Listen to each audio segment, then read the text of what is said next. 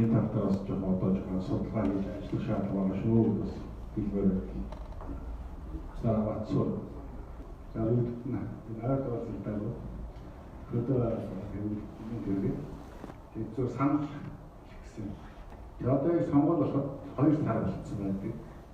Бид нар одоо эднүүд ингээд нийтийн ажлыг сайжруулах гэдэг тогтоол бариад яваад байгаа юм ямар байдаг юм. Одоо бид нар ялах юм руугаа явбал ингээд одоо ийм бид нар эднүүдийн ажил зөвлөл ингээд явах нь зөв юм уу?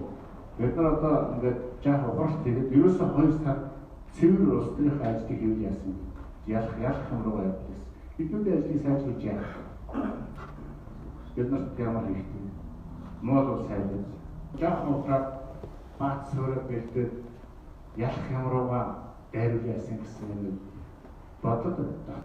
Жишээлбэл одоо гаднаас 10,000 хүн ирэх ийм үед бол одоо манайхан хортхон тойргоо тохироод тэгээ 2 сар байлгах.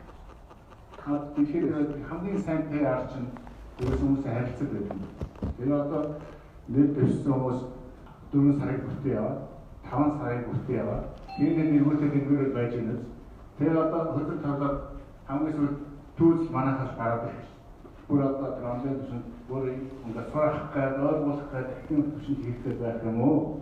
Одоо тэр хүмүүсийн дагаж намирж байгаа 2 сар өстой ялах юм уу гэсэн юм саналт юм санагдаад байх юм. Тэгээд за энэ ерөнхийдөө яг класс намтай тийм үйл өсөлтөд бол хөдөө оруулалт байна. Аймагуудаар явах бишээсээ спартаар хэлтийг явуулсан.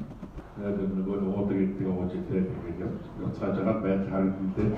Энийг дөө биеийн юмд амраадаг бол тэгээд арга зочилдгоо хит тайв ийм осоо. Тэгэхээр ийм нөхцөлд бид нар Австрали ашиглаж байгаа ах юм бол би бол энэ үг хэлэхэд бацаартай сандны байна. Өнөөдөр интернет дээр хэлж байгаа бол тэр өөр хэрэгс төвлөгийг явуулсан гэдэг. За тэгвэл санагдсан. Тэгэхээр сая эрдэнэ дарга хэлж юм л да. Одоо 10,000 хүн гаднаас ирэх гээд тэр 10,000 хүн ирчих юм бол одоо жоохон нөхцөл байдал хүндэрнэ. Тэгэхээр бид нар битээ авчир гэж хэлсэн ч ашиггүй, авидр гэж хэлсэн ч ашиггүй. Тийм нөхцөлд бол тэр 10,000 хүний талаар бол дуурах нь бол манай манд ашиггүй байх гэж бодож байна. Яг тэгвэл тэр 10,000 хүний чинь битээ авчир гэж хэлчих юм бол тэндээ өчн тэр тусаад гэр орныхын санаад эдгээр л битээ авчир гэж авчирсангүй штэ гэж хэлээд гэр орнотойгоо нийлээд тэр 10,000 хүн чинь 30,000 хүн бидний эсрэг гараад явж. Нийт сонгогчдын бараг 2% болоо явж. Битээ авчир гэж хэлээд хахад аваад ирэх юм бол за бид нар битээ авчир гэдэг хахад бид нар та нарыг авчирч аварлаа шүү гэдэг ийм байдлаар тэгэхээр ирээгүй байсан ч манад ашиггүй, ирдсэн байсан ч ашиггүй энэний талаар дуурах нь бол тийм юм харагдлаа надад. Тэгэхээр тэрийг бас анхааруул өөр юм уу гэж бодлоо. Өөр юм байна. За яг сая манай бацаартай нэг. За тэгээд санхүүгийн хийж манаас авч ирэх төшөө.